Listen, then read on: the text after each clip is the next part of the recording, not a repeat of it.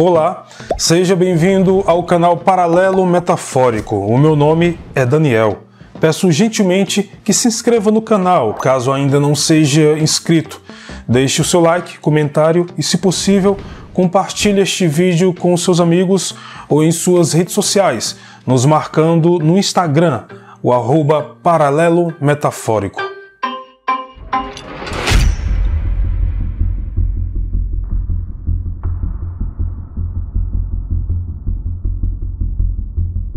Victoria Marinova nasceu em 19 de agosto de 1988, em Rush, uma cidade situada no nordeste da Bulgária. Criada em meio a uma família de classe média, desde criança, Victoria era incentivada a estudar e sua família fez de tudo o que pôde para que ela tivesse a melhor educação possível. Seu pai era professor universitário e sua mãe trabalhava em um banco. E ela também tinha um irmão e uma irmã mais velhos. De uma família cristã, na adolescência Marinova se destacava dos demais colegas. Além de ser uma jovem muito bonita e simpática, era extremamente divertida e inteligente. E nunca teve problemas em fazer novas amizades. Quando se formou em comunicação na faculdade, ela já tinha um sonho estabelecido: se tornar uma jornalista investigativa. Rapidamente, ela conseguiu um emprego numa pequena emissora de TV local chamada TVN, com sede em Rush, sua cidade natal. Nesse meio tempo, ela conheceu um homem chamado Svili Maximov, com quem se casou e pouco tempo depois deu à luz a uma linda menina. Como uma profissional ímpar, não demorou muito para Victoria se destacar e ser convidada a fazer parte da equipe de produção, onde basicamente ela deveria pautar entrevistas e convocar convidados para participar de um programa jornalístico, que era o cargo-chefe da emissora. Não se sabe ao certo os motivos, mas ela se divorciou do marido, apesar de manterem a guarda compartilhada da filha e aparentemente se darem muito bem.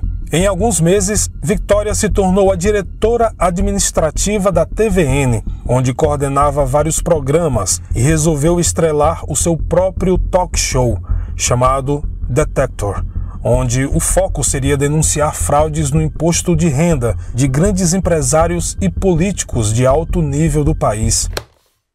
Em 30 de setembro de 2018, a nova série de TV foi ao ar. No primeiro episódio, Marinova denunciou um grande esquema de corrupção que envolvia diversos países da União Europeia e no mesmo dia já estampava a capa de várias revistas, onde era destacada como uma espécie de justiceira. Ela deixou claro que isso era apenas o começo, já que em um dos episódios do programa ela lamentou que o Estado da Liberdade de Mídia na Bulgária está tentando prejudicar a emissora. Mas eu prometo que o meu programa continuará a discutir escândalos de corrupção e realizar várias investigações. Embora Marinova não estivesse intimamente envolvida nas investigações de fraude, o seu programa tocou em um assunto delicado no país, onde a corrupção é endêmica. O programa tinha tudo para ser um sucesso e os próximos episódios prometiam ser muito quentes. No entanto, ele nunca mais foi ao ar. Em um sábado, no dia 6 de outubro de 2018, a jornalista resolveu fazer a sua corrida matinal, como sempre costumava fazer antes de ir para a emissora. Ela percorria um calçadão ao longo do rio Danúbio e algumas pessoas até a reconheceram, dizendo que ela parecia estar normal. Quando Victoria não apareceu para trabalhar naquele dia, o seu chefe resolveu ligar para o marido dela, que também não sabia do seu paradeiro. Ele falou que a viu na noite anterior quando foi pegar sua filha para passar o final de semana com ele. Preocupado, o chefe de Victoria ligou para diversos amigos, parentes e conhecidos para tentar descobrir onde ela estava, mas ninguém sabia de nada. No dia seguinte, o marido de Victoria recebeu um telefonema. Do outro lado da linha, um policial pediu a sua identificação e perguntou se ele era o esposo da repórter Victoria Marinova. Apesar de estarem separados, ele disse que sim. O oficial, então, solicitou que ele fosse imediatamente para o departamento de polícia, pois a jornalista de 30 anos havia sido encontrada, mas sem vida. O policial disse o seguinte: ela foi aliciada e seviciada com tanta violência que seu rosto está irreconhecível. Por isso, preciso que venha ao departamento para que possa fazer o reconhecimento do corpo. E, infelizmente, era ela. A polícia não fazia ideia de quem teria sido o autor do crime e em apenas 2 dias de investigação eles queriam dar o caso como encerrado, apesar dos protestos de parentes e amigos. Infelizmente, o crime contra Victoria Marinova nunca recebeu a atenção que merecia e isso levantou algumas suspeitas, pois uma das pessoas denunciadas por ela era o ex-primeiro-ministro da Bulgária, que supostamente estava envolvido num esquema internacional de contrabando de anfetaminas. Ele ainda era um homem muito influente e o crime contra Marinova parecia algo como uma forte mensagem para que outras pessoas não se atrevessem a fazer o mesmo. É como dizem, justiça parcialmente executada é justiça não feita. Para se ter uma ideia, a Bulgária foi classificada em um dos últimos lugares na Europa em liberdade de imprensa, ocupando a posição 111 de 180 países. Desta forma, o governo era encarregado da investigação e da justiça do próprio governo. Em seu programa, Victoria enfrentou defraudadores e corruptores, lançando uma luz sobre seus crimes até então silenciosos, e prometeu continuar a fazer isso até o dia de sua morte. Apesar dos boatos, desde o primeiro dia, o governo disse que o crime não estava relacionado ao trabalho da repórter, mas sim a um feminicídio casual. Resumindo, ela estava no lugar errado e na hora errada. A justiça búlgara foi rápida e em pouco tempo um jovem de 21 anos de idade chamado Severin Krasimirov foi preso após o seu DNA ter sido identificado na cena do crime. Ele estava supostamente se escondendo na Alemanha. Inicialmente negou, mas a polícia búlgara sabe ser bem, digamos, persuasiva. E no dia seguinte ele alegou que abordou Victoria enquanto ela corria no calçadão para roubá-la, mas como a mulher reagiu, teve que executá-la. O seu julgamento aconteceu 6 meses depois, em abril de 2019, e ele seria condenado à prisão perpétua. Porém, diante do júri, Severin se desculpou e disse que não sabia por que tinha feito aquilo, concordando em confessar o crime, e desta forma a sua pena seria reduzida para 30 anos de prisão sem direito à liberdade condicional. À imprensa, Severin disse o seguinte: "Eu não sei o que aconteceu, não consigo me lembrar de tudo. Eu cheguei perto dela, dei um tapa, ela caiu, mas quando vi que não carregava nada de valor, decidi deixá-la para trás, mas ela me agarrou e depois tudo ficou escuro em minha mente." A população em geral e a imprensa internacional começou a mergulhar mais fundo no caso, principalmente porque Marinova foi a 5ª jornalista a morrer na Europa após denunciar corrupção em seus governos.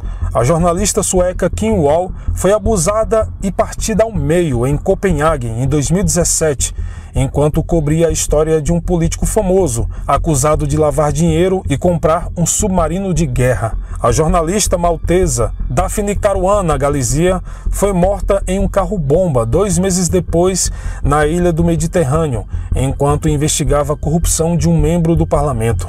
O jornalista eslovaco Jan Kuciak foi morto a tiros ao lado de sua noiva em fevereiro de 2018, depois de assumir uma reportagem sobre suposta fraude fiscal no parlamento de seu país. E a jornalista russa Tatiana Fogenhauer, que teve a sorte de sair com vida, depois de ser esfaqueada no pescoço na estação de rádio onde trabalhava em Moscou. O governo búlgaro, para sanar qualquer dúvida, solicitou uma entrevista coletiva com a imprensa internacional. No dia e hora marcados, subiu ao palanque uma mulher, alegando ser a mãe de Severin Krasimirov. Quando o microfone foi ligado, ela não respondeu a nenhuma pergunta e falou algumas frases como se fossem decoradas, afirmando que o seu filho sempre teve problemas com a lei e simplesmente foi embora. Eu não preciso dizer que essa mulher nunca mais foi vista e ninguém nunca pôde confirmar a sua identidade. A imagem do jornalismo investigativo na Bulgária é bastante controversa.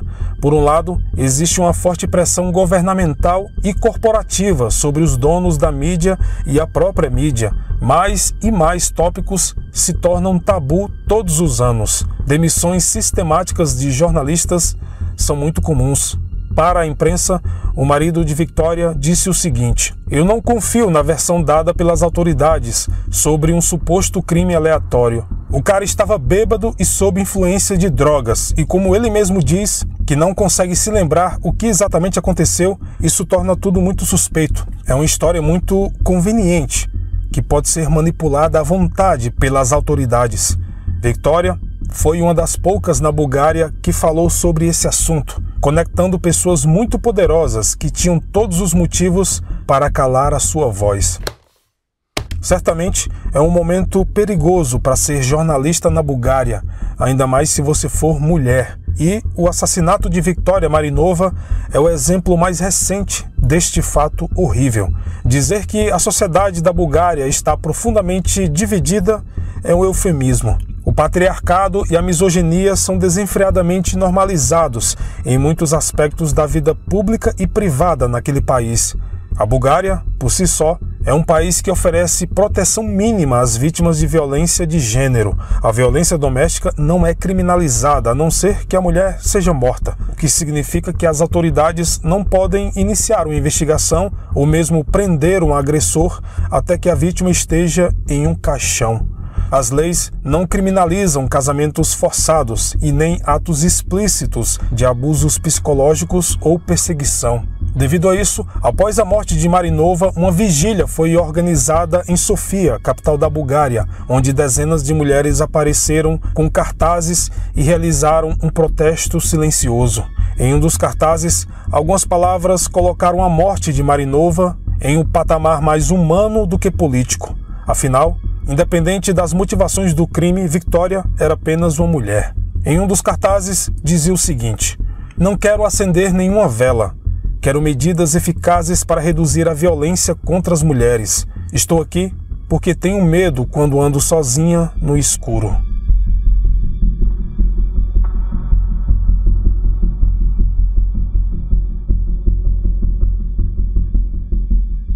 Bom, este foi o vídeo de hoje. Espero imensamente que tenha gostado, não do caso em si, mas da forma como eu narro a história. Caso possa ajudar na continuidade do nosso trabalho, aqui na descrição você encontrará todos os detalhes. No mais é isso, muito obrigado pelo carinho e atenção de todos e, como sempre, nos vemos nos comentários. Até mais.